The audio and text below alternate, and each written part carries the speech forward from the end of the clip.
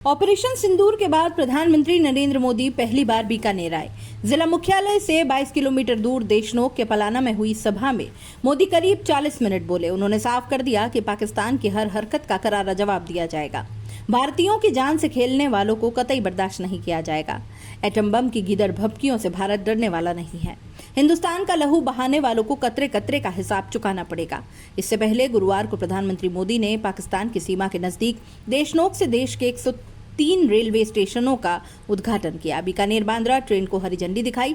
इसके साथ ही 26 करोड़ रुपए के अन्य विकास कार्यों का शिलान्यास और उद्घाटन भी किया। बीकानेर के नाल एयरबेस से मोदी सीधे करणी माता के मंदिर गए और पूजा अर्चना की। यहां से पलाना गांव में जनसभा करने पहुंचे। मोदी के भाषण की 6 बड़ी बातें आपको बता देते हैं। दोस्तों, पाकिस्तान को घुटने टेकने पर मजबूर किया। इस पर उन्होंने कहा कि 22 अप्रैल को आतंकवादियों ने धर्म पूछकर हमारी बहनों का सिंदूर उजाड़ा था। गोलियां पहलगाम में चली। उन गोलियों से 140 करोड़ देशवासियों का सीना छलनी हुआ। तीनों सेनाओं को खुली छूट दे दी थी और तीनों सेनाओं ने पाकिस्तान को घुटने टेकने पर मजबूर कर दिया। दूसरा, उन्होंने कहा कि पहलगाम हमले के जवाब में हमने 22 मिनट में आतंकियों के 9 सबसे बड़े ठिकाने तबाह किए। दुनिया ने देखा कि जब सिंदूर बारूद बन जाता है तो नतीजा क्या होता है। 5 साल पहले बालाकोट में देश ने एयर स्ट्राइक की थी। उसके बाद मेरी पहली जनसभा राजस्थान में हुई थी।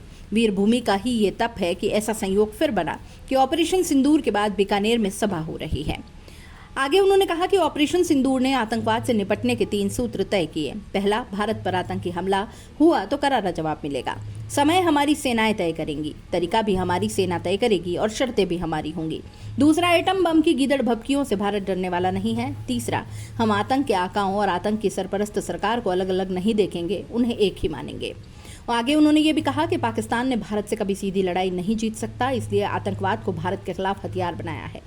पाकिस्तान एक बात भूल गया कि अब मां भारती का सेवक मोदी यहाँ सीना तान कर खड़ा है। मोदी का दिमाग ठंडा रहता है, लेकिन मोदी का लहू गर्म है। अब तो मोदी की नसों में लहू नहीं, गर्म सिंदूर बह रहा है। वहीं उन्होंने ये भी कहा कि भारत ने साफ कर दिया है कि हर आतंकी हमले की पाकिस्तान को भारी कीमत चुकानी पड़ेगी। ये कीमत पाकिस्तान की सेना और पाकिस्तान की अर्थव्यवस्था चुकाएगी। पाकिस्तान से बात होगी तो सिर्फ पीओके और आतंकवाद पर। भारतीयों के खून से खेलना पाकिस्तान को महंगा पड़ेगा। ये भारत का संकल्प है। दुनिया की कोई ताकत हमें इस संकल्प से डिगा नहीं सकती। उन्होंने कहा कि मैं बीकानेर के नाल एयरबेस पर उतरा। पाकिस्तान ने इसे भी निशाना बनाने की कोशिश की थी। वो इस एयरबेस को रत्ती भर नुकसान नहीं पहुंचा पाया। यहाँ से कुछ दूरी पर पाकिस्तान का रहमियार खान एयरबेस है। वो आईसीयू में पड़ा है। विकसित भारत के लिए सुरक्षा और समृद्धि दोनों जरूरी हैं। यह तभी संभव है जब भारत का कोना कोना मजबूत होगा। वहीं मोदी ने ऑपरेशन सिंदूर पर एक कविता भी सुनाई, जो कि कुछ इस तरह से थी।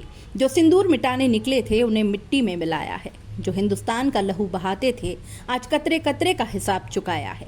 जो सोचते थे भारत चुप रहेगा आज वो घरों में डूब डूब कर पड़े हैं।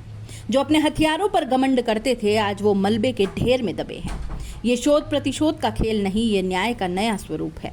ये ऑपरेशन सिंदूर है। ये सिर्फ आक्रोश नहीं, ये समर्थ भारत का रौद्र रूप है। ये भारत का नया स्वरूप है।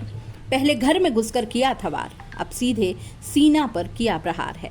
आतंक का फन कुचलने की यही नीति है, यही रीति है, यही भारत है, नया भारत है।